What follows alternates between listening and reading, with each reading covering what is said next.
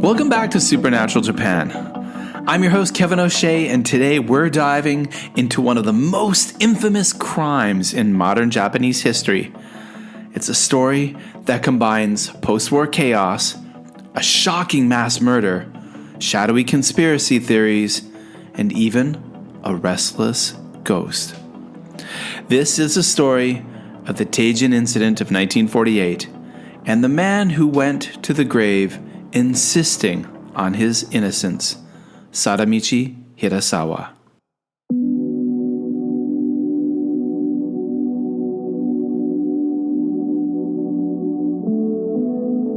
To understand this crime, we need to step back into Japan in the late 1940s. The war was over, but Tokyo was still in ruins. The firebombing campaigns had destroyed much of the city. Food was scarce, and disease outbreaks were common. People were exhausted, both physically and mentally. The Allied occupation was in full swing. American forces were seen as both protectors and occupiers. Japanese citizens lived under strict regulations, and when someone claimed to be an official with authority, people listened. This tense, fragile environment made the Teigin Incident all the more shocking.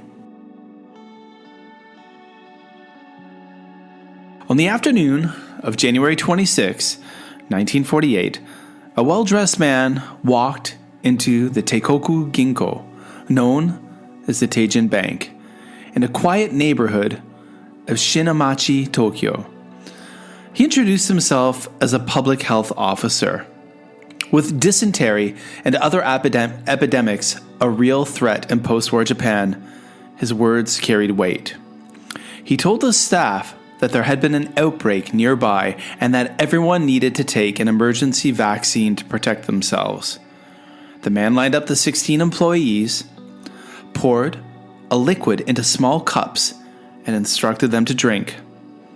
Out of respect for authority and perhaps fear, every one of them obeyed. Within minutes, they collapsed. 12 died almost instantly. 4 survived, but were left in agony. The medicine had been a poison, most likely cyanide. The man moved calmly through the chaos, rifling through the drawers and safes. He collected more than 160,000 yen, a small fortune at the time, and walked out into the Tokyo streets. The entire operation took less than 15 minutes.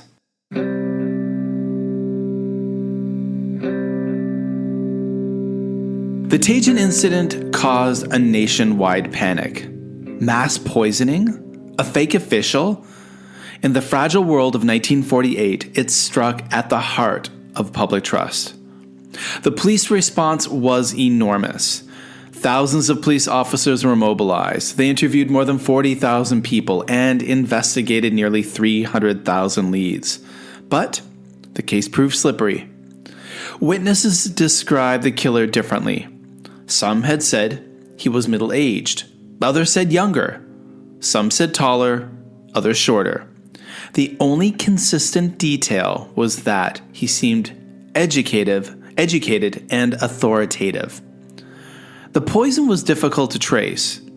Post-war Japan was awash in chemicals left behind from the war. It was almost impossible to prove where it had come from. Months passed with no arrest. Pressure mounted on the police and prosecutors to find someone, anyone who could be blamed. Eventually, suspicion fell on Sadamichi Hirasawa, a 57-year-old painter and failed artist. Hirasawa wasn't wealthy. He had a history of fraud. He was known for small cons and swindles, which made him an easy target for police suspicion. He also bore a vague resemblance to some of the witness sketches. Another strike against him? He had cashed a large amount of money not long after the robbery. To police, it looked like blood money. But here's the problem. There was no direct evidence, no fingerprints, no eyewitnesses who could definitively say, "That's the man I saw." And the money trail was full of holes. Japan's black market economy in the late 1940s was chaotic, with fake bills and shady exchanges happening daily. In other words, the case against Hirasawa was circumstantial at best.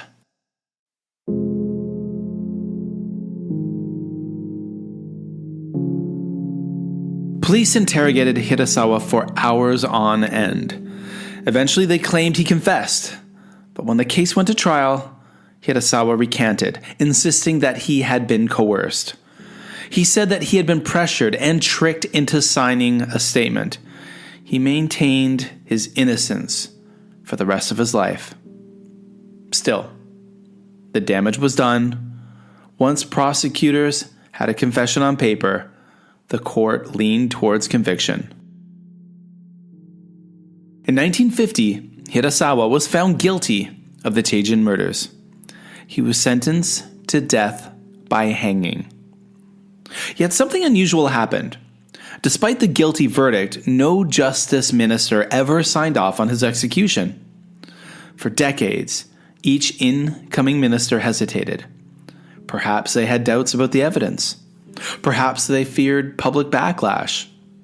And so, Hirasawa remained on death row, but never executed. He lived in prison for 32 years, waiting every day for the possibility of being led to the gallows. He died in 1987 at the age of 95, still claiming he had nothing to do with the crime. The Teigin Incident became fertile ground for conspiracy theories, many of which sound like spy thrillers. The Unit 731 connection. Some believe the poison was too sophisticated to have been made by an ordinary criminal. Theory suggests it had come from Unit 731, Japan's notorious biological warfare division, which had experimented with chemical and biological poisons in Manchuria during the war. After 1945, some Unit 731 scientists were secretly protected by U.S. authorities in exchange for their research. Was the Teigin poison a leftover weapon? The U.S. occupation forces. Others argue the crime may have been tied to the American occupation itself. Could the man have been an agent testing methods to control or fear?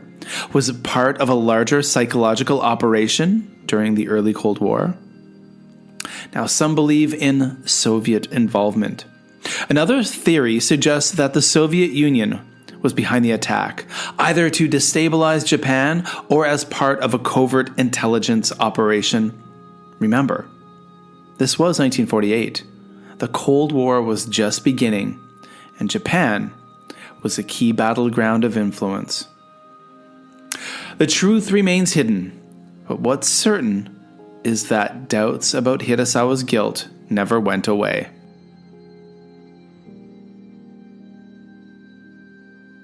Now, the ghostly side of the story.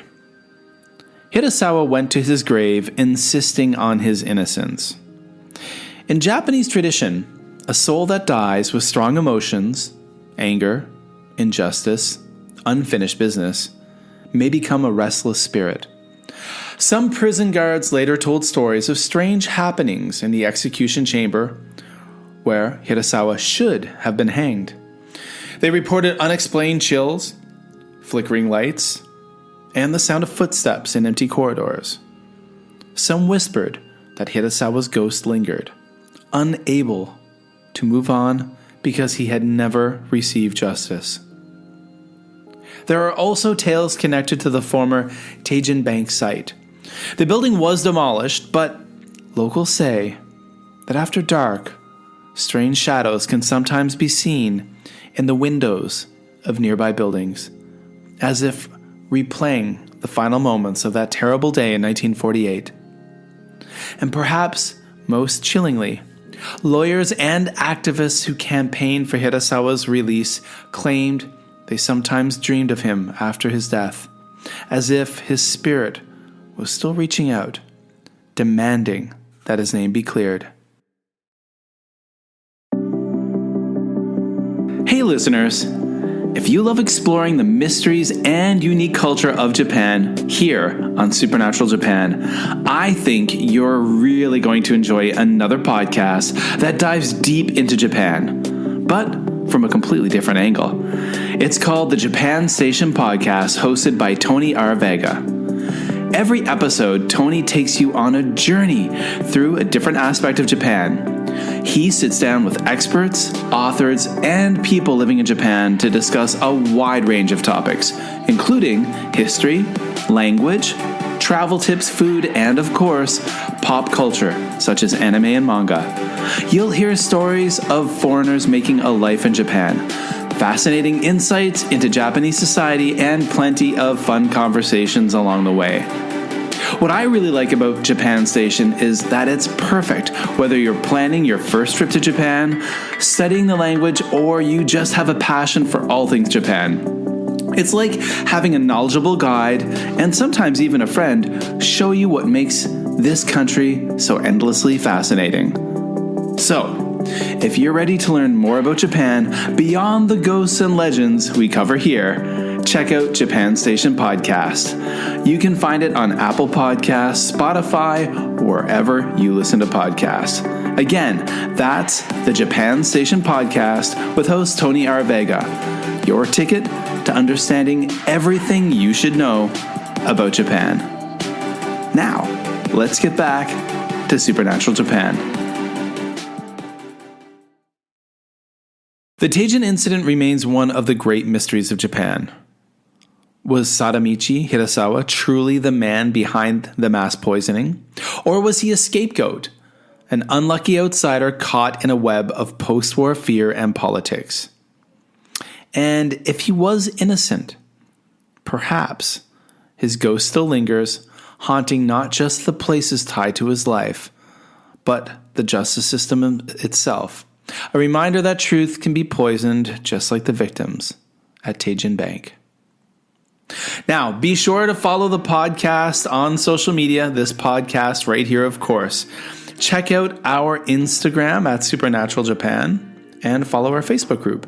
The links are in the show notes, and that is a fantastic way, of course, for all of you guys to see pictures from this episode of the podcast. If you enjoyed this episode, please, of course, remember to give us a great review in whatever podcast platform you listen to us in, and please help the Supernatural Japan podcast grow by sharing it with like-minded friends, people you know who like spooky things, who like things about Japan.